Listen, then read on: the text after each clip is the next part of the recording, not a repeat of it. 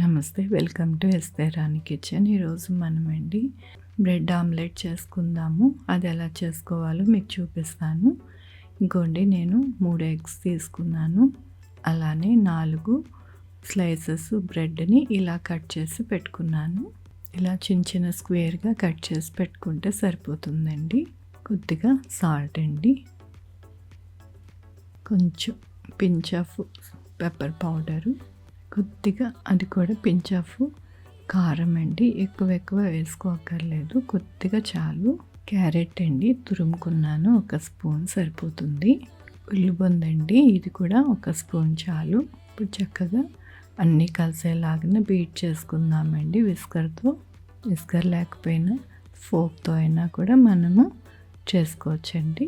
మంచిగా బీట్ అవుతుంది అలా చేసుకుంటే. మన ఆమ్లెట్ ప్లఫీగా వస్తుంది, మంచిగా ఉంటుంది. ఇంకోండి, ప్యాన్ తీసుకున్నాను. ఆయిల్ మొత్తం పరుచుకునేటట్టుగా వేసుకోవాలండి. 1.5 వేసాను స్పూను. మీరు కావాలనుకుంటే బటర్ అవి కూడా వేసుకోవచ్చు, కానీ నేను ఎక్కువ క్యాలరీస్ అయిపోతాయని నేను ఎక్కువ వేయట్లేదండి. ఇలాగా చక్కగా పరుచుకుంటే మనకి ఆమ్లెట్ మంచిగా వస్తుంది. ఇంకోండి, బీట్ చేసుకున్న ఎగ్ మిశ్రమం వేసేసుకుంటున్నాను. ఇలా వేసేసుకోవాలి. చూడండి, ఇలాగా కొద్దిగా కొట్టుకుంటే బాగుంటుంది.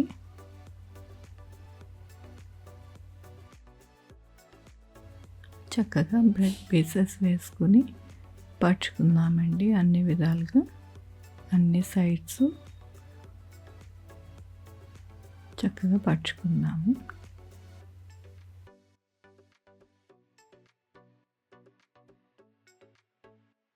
బ్రెడ్ పీసెస్ అన్నీ కూడా చక్కగా పరుచుకున్నాం కదండి. ఇప్పుడు మూత పెట్టుకుందాము. సిమ్లోనే పెట్టుకోండి, ఫ్లేమ్ మాత్రం సిమ్లోనే పెట్టుకోవాలి. మధ్యలో ఇలా చూసుకోవాలండి, లేకపోతే మాడిపోతుంది.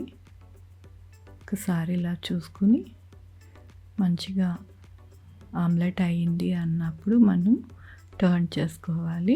రెండో వైపుకి అయ్యిందండి. ఇప్పుడు నేను వేరే నాన్ స్టిక్ ప్యాన్ మీద ఇలా వేసాను. మామూలుగా అయితే నాన్ స్టిక్కే కాబట్టి ఇలాగ పొయ్యి మీద పెట్టేసుకోండి, చక్కగా అయిపోతుంది.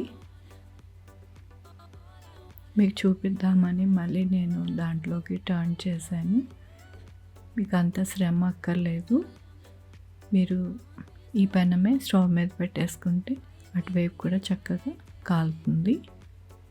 ఇంత శ్రమ అవసరం లేదండి. నాన్ స్టిక్కే కాబట్టి, అట్లు వేసుకునే పెనమే కాబట్టి దాని మీద మీరు అటువైపు కూడా కాల్చేసుకోవచ్చు, బాగా వస్తుంది. మీకు బటర్ అది కావాలనుకుంటే వేసుకోవచ్చు, కానీ క్యాలరీస్ ఎక్కువ అవుతాయని నేను వేయట్లేదండి.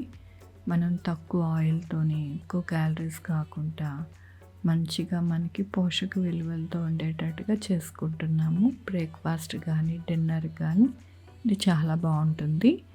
ఇలా ట్రై చేయండి. ఇంకోండి, చక్కగా ఇలా టర్న్ చేసుకుంటే మంచిగా మన బ్రెడ్ ఆమ్లెట్ రెడీ అయిపోయింది. చూడండి ఎంత ప్లఫీగా చక్కగా వచ్చిందో. అలానే మంచిగా కలర్ఫుల్గా ఉంది కదా. ఇలా చేసుకోండి, చాలా బాగుంటుంది. టమాటా సాస్తో లేకపోతే గ్రీన్ చట్నీతో మీకు ఏది నచ్చితే దాంతో మీరు చక్కగా తినొచ్చండి, బాగుంటుంది. కొన్ని మీకు కట్ చేసి చూపిస్తాను ఎలా ఉడికిందో. చూడండి ఎంత ప్లఫీగా చక్కగా వచ్చిందో. నా రెసిపీ నచ్చితే లైక్ చేయండి, మీ ఫ్రెండ్స్కి షేర్ చేయండి, నా ఛానల్కి సబ్స్క్రైబ్ చేయండి. Thank you for watching. Thank you.